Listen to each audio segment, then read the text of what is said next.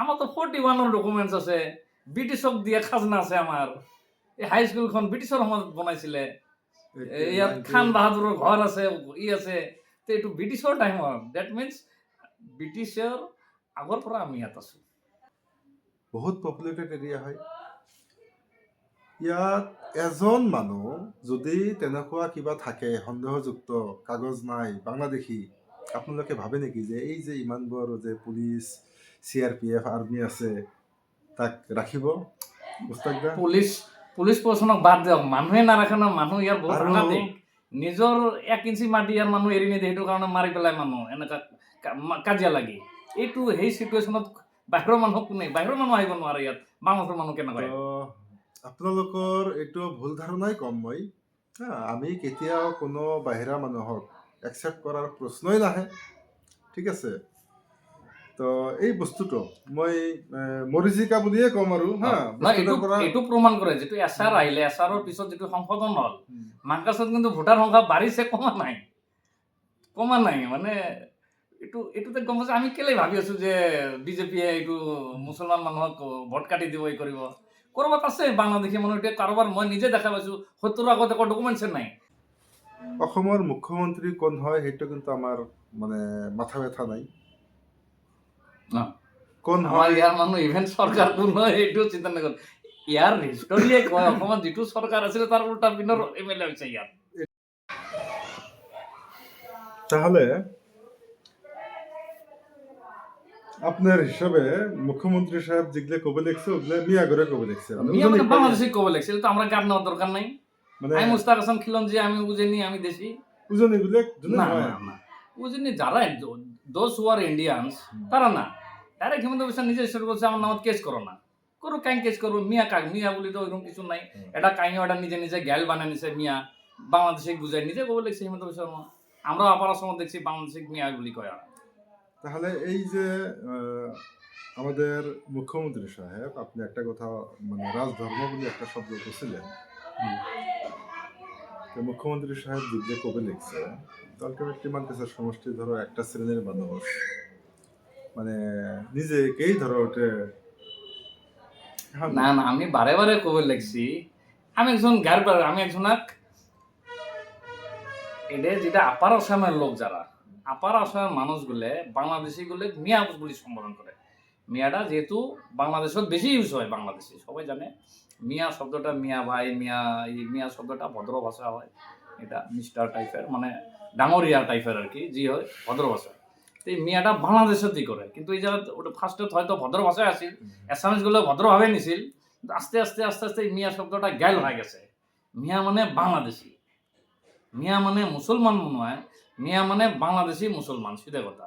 আর বাংলাদেশি মানুষের আমরাও কোনোদিনে এমন কোনো এডা ম্যানকেশ্বরের মানুষের কাই খবর পাবো নাই, কোনো ম্যানকেশ্বরের মানুষ কোনো বাংলাদেশি জায়গা থাকবে দিব। একদিন যদি চুরি করিও আসে কাই হবে ইনফরমেশন দেয়, তার মানে কি আমরাও দেখতে পাই না বাংলাদেশি। আর আমরা সবাই জানি কাটাতার হওয়ার, ম্যানকেশ্বর কাটাতার হওয়ার আগে যেটা অত্যাচার করছিল বাংলাদেশি গুলো, কিডন্যাপিং, ডাকাইতি, যেটা অত্যাচার, বাংলাদেশের মানুষ সবচেয়ে বিশ্রী, মানে একদম খারাপ লোক যারা বাংলাদেশের মানুষ, আমরা বাংলাদেশি মানুষের দেখতে পাই না। ওদিকে আপার আসামের মানুষ, আমরা তো কোনোদিনও মিয়া কই না ওয়ার্ডটা, আমার মত আসাই না মিয়া ওয়ার্ডটা। কিন্তু আপার আসামের মানুষ ওরা ভাষাটা অল্পটুক অ্যাসামিজ ভাষা হয়। অ্যাসামিজ ভাষাত আমরাও অ্যাসামিজ ভাষার কথা বলে, যেরকম আমরাও কই হয়তো খার খাই এই ধরনের বিভিন্ন, ওরাও ওইভাবে ভাবে, মানে যে বাংলাদেশি মানুষ অল্প আন্টুয়ার টাইপের, চুর চামার, বাংলাদেশের থাই আসে এই জায়গা, এরা চুরি করে বিভিন্ন ধরনের, মানে সবাই না কিছু, মানে তার মানে মেইনলি সবাই না, বাংলাদেশি যারা চুরি করেছে, যারা তো ভালো লোক, তারা পাসপোর্ট করিয়াছে। কিন্তু আমরা অ্যাকসেপ্ট করে নিলে হবে না যে বাংলাদেশি ইন্ডিয়া মানে আসামত নাই, আছে। আমি নিজে দেখছি।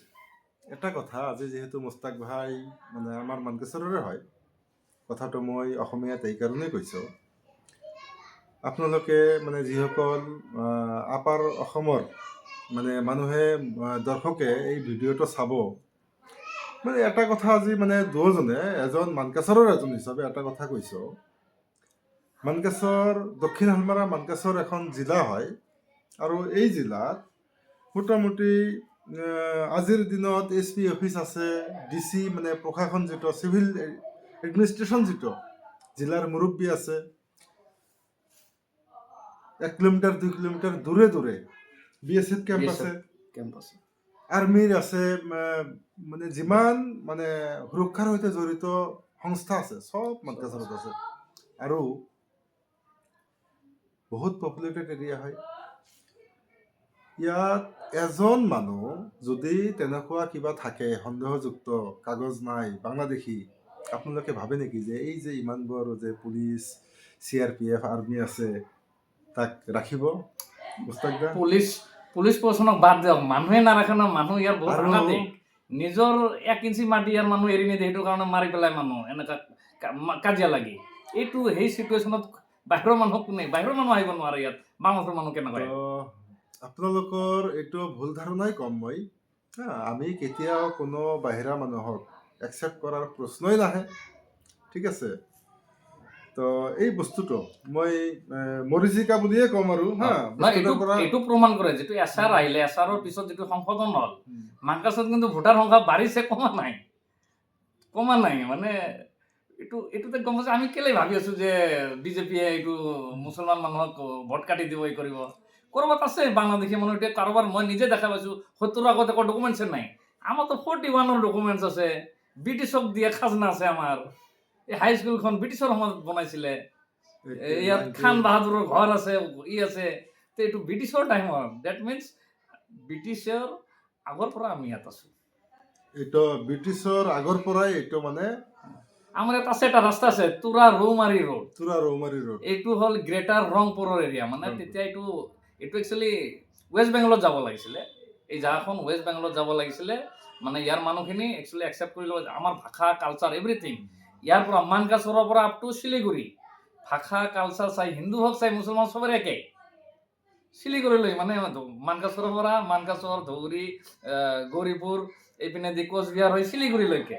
এইটো গ্ৰেটাৰ কমতাপুৰ যিটো কয়, কমতাপুৰৰ এৰিয়া হয়। আৰু আমাৰ যিবোৰ মানুহ আছে, হয়তো আমি নিজে নাজানো আমাৰ আদিম যিবোৰ পূৰ্বপুৰুষ আছিলে। আমি হয়তো 2টা 3টা 4টা জেনেৰেশ্যনলৈহে গম পায়। তাৰ আগৰ জেনেৰেশ্যনত আমাৰ ওচৰত কোনো ডকুমেণ্টেশ্যন নাই। 3টা জেনেৰেশ্যনত মোৰ গ্ৰেণ্ডফাদাৰ, তেওঁৰ বাপেক, মানে গ্ৰেণ্ডফাদাৰৰ ফাদাৰ, তাৰপিছত মোৰ ওচৰত ডকুমেণ্টছ নাই। তেওঁহে ব্ৰিটিছৰ সময়ত নাম চাম আহি গৈছে। তাৰমানে কি, ইয়াৰ পৰা বুজা যায় যে আমাৰ যেনেকা মাৰৱাৰী মানুহবোৰ বা বেলেগ বেলেগ হিন্দু ধৰ্ম দেখিছোঁ, বহুত 10টামান ফটো থাকে, মানে ইয়াৰ বাপেক, ইয়াৰ বাপেক, ইয়াৰ বাপেক। আমাৰ তেনেধৰণে 5টাহে পাওঁ, আমি তাৰ ওপৰতো নাপাওঁ। তাৰমানে আমাৰ পূৰ্বপুৰুষ হয়তো বেলেগ কমিউনিটিৰ আছিলে, থাকিব পাৰে। মই ভালদৰে ক'ব নোৱাৰোঁ, কিন্তু থাকিব পাৰে। যাৰ কাৰণে আগতে হয়তো বেলেগ কমিউনিটিৰ আছিলে, এতিয়া বেলেগ কমিউনিটি হ'লে সেই বেলেগ কমিউনিটিৰ হোৱাৰ পৰা, আৰু এইটো যিহেতু বহুত একদম আগতে এইবোৰ ফ্লাডেড এৰিয়া আছিলে, দুখীয়া মানুহ আছিলে, ইয়াৰ পঢ়া শুনা নাছিলে, এইবোৰ মানুহ এইবোৰ মানে ভাবাই নাছিলে যে কিবা ডকুমেণ্টেশ্যন ৰাখিব লাগিব। তাৰ পিছতো ইয়াত ব্ৰিটিছক দিয়া খাজনা আছে, ব্ৰিটিছে বনোৱা ঘৰ আছে। তাৰমানে এইটো যেতিয়া ডিভাইড হৈ গৈছে, মানে যিটো পুৰণি ইণ্ডিয়ান আছিলে, ইণ্ডিয়াত তেনেকৈ ভাগ হৈ গৈছে, এইপিনে পাকিস্তান, এইপিনে ইণ্ডিয়ান। আমি ইণ্ডিয়াত পৰি গৈছোঁ। আকৌ ভাগ হৈছে পাকিস্তানটো, এইপিনে বাংলাদেশ, এইপিনে ইণ্ডিয়া। আকৌ ৱেষ্ট বেংগল ভাগ হৈছে, এইপিনে ৱেষ্ট বেংগল, এইপিনে আসাম। আমাৰ মানুহখিনি ৱেষ্ট বেংগলত যাব লাগিছিলে, কিন্তু আমাৰ পূৰ্বপুৰুষবোৰে মানে ৱেষ্ট বেংগলটো যিহেতু সিহঁতৰ বহুত দূৰত হয়, ইয়াৰ পৰা নদী পাৰ হৈ যাব লাগিলে, কলকাতা বহুত দূৰত, ৰাজধানী বহুত দূৰত হয়, আমি শ্বিলংটোহে আমাৰ মানুহ একচেপ্ট কৰি ল'লে। আমাৰ মানকাচৰৰ মানুহ তেতিয়া মেট্ৰিক পৰীক্ষা দিব গৈছিলে ক'ত? তুৰাত গৈছিলে মেট্ৰিক পৰীক্ষা দি। গাড়ী নাছিলে, গৰু গাড়ী দি গৈছিলে তুৰা। সাংঘাতিক কথা। খোজকাঢ়িও গৈছে গাৰবাদা, প্ৰায় 30 কিলোমিটাৰ, 20-25 কিলোমিটাৰ খোজকাঢ়ি বজাৰ কৰিব গৈছিলে, হাট-ঘাট কৰিব গৈছিলে তেতিয়া। গতিকে এইটো হিষ্টৰিকেল প্লেচ হয়। ইয়াত মিৰ্জুমলা মাজাজ শ্বৰীফ আছে, কামাখ্যাও আছে। মিৰ্জুমলা মাজাজ শ্বৰীফ মানে এই মিৰ্জুমলা টাইমত যেতিয়া অসম এটাক কৰি আহিছিলে, অসম এটাক কৰি যাওঁতে এইবোৰ মানুহ বেমাৰ হৈছিলে, ইয়াতে উঠিছে, পাহাৰত ঘৰ চৰ কিবা বনাই থাকিছিলে আৰু মাৰা গৈছে, হয়তো তেওঁলোকৰ ডেথ হৈছে। ইয়াতে সিহঁতৰ কবৰস্থানো আছে। তাৰ পৰা বুজা যায় যে এইবোৰ হিষ্টৰিকেল প্লেচ। বাংলাদেশৰ পৰা ইয়াৰ মানুহ অহা নাই, ইয়াৰ মানুহ উল্টা বাংলাদেশত গৈছে বহুতে, যেতিয়া বাংলাদেশ সৃষ্টি হৈছিলে। এইখিনিতে মানে অসমৰ বড় ভাইসকলৰ প্ৰতি এটা মানে মেছেজ। মই যিহেতু এজন অধিবক্তাও হয়, আৰু কাগজ পাতি সম্পৰ্কে মই মানুহৰ লগত জড়িত আছোঁ। আৰু এটা কথা আপোনালোকে মানে জানিব, মানে এই অঞ্চলত মেক্সিমাম মানুহৰ 1951-ৰ NRC আছে।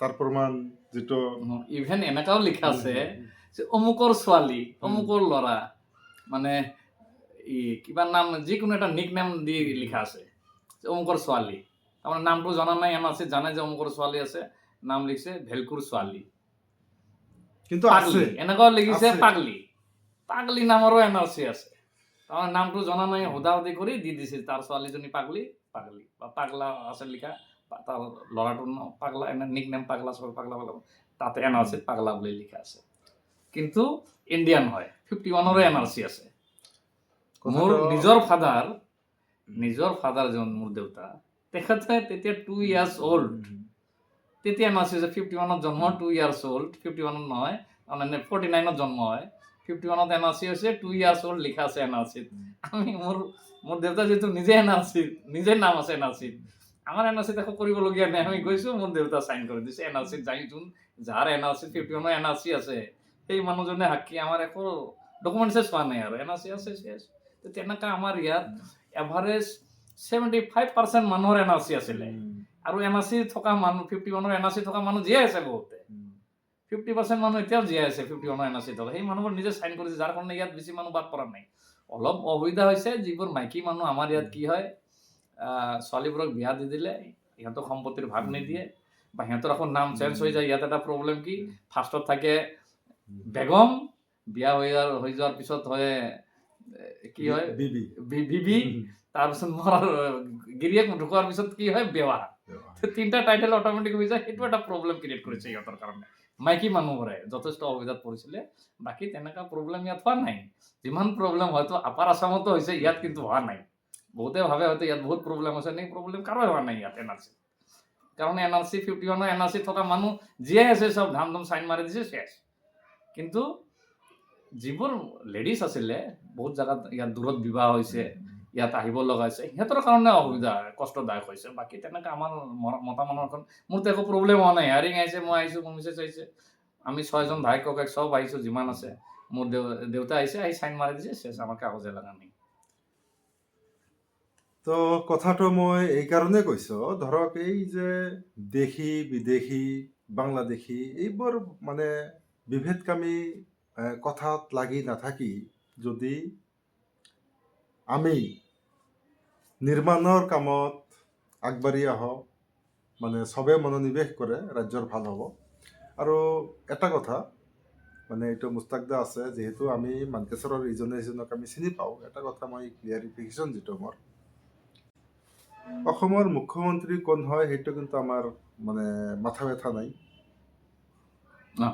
কোন হয় ইয়াৰ মানুহ ইভেন চৰকাৰ কোন হয় সেইটো চিন্তা নকৰে ইয়াৰ হিষ্টৰীয়ে কয় অসমত যিটো চৰকাৰ আছিলে তাৰ উল্টা পিনৰ এমএলএ হৈছে ইয়াত এইটো আজিলৈ হোৱা নাই চৰকাৰৰ যোৱা লাষ্ট মই দেখাই নাই ইয়াত যোন গভৰ্ণমেণ্ট ফৰ্ম হৈছে ইয়াত তাৰ উল্টা পিনৰ চৰকাৰ হৈছে যদি কংগ্ৰেছ ফৰ্ম কৰে এজিপিৰ মানুহ জিকিব যদি এজিপি চৰকাৰ হয় কংগ্ৰেছৰ মানুহ জিকিব বা নিদিলেও জিকিব তেনেকুৱা ধৰণৰ ইয়াত মানে চৰকাৰৰ পক্ষৰ মানুহ আজিলৈকে জিতা নাই মানে উল্টা পিনৰ মানুহ জিকিছে বা নিৰ্দলীয় জিকিছে আৰু তেওঁলোকে পিছত গৈ চৰকাৰী পক্ষৰ পিনে হওক বা অপজিচৰ পিনে হওক জইন কৰিছে মানে লাষ্ট 2001 চনলৈকে দুলাল চাহেব যে আমাৰ ইয়াত এজিপিৰ মিনিষ্টাৰ আছিলে মই এজিপিৰ পৰা পাৰ হোৱা নাই নিৰ্দলীয়ৰ পৰা পাৰ হৈ এজিপিত জইন কৰিছে এবাৰ এজিপিৰ পৰা খেলিছিলে হাৰি গৈছে তাৰমানে কিন্তু এজিপি চৰকাৰ সেইটো ইয়াত চৰকাৰ বনিছে কিন্তু তেখেত যেতিয়া নিৰ্দলীয়ৰ পৰা গৈছিলে এজিপিত মিনিষ্টাৰ আছিলে যি হওক তেনেহ'লে এতিয়া আমি আমাৰ স্থানীয় লেংগুৱেজত মানে উভতি যাম ঠিক আছে তো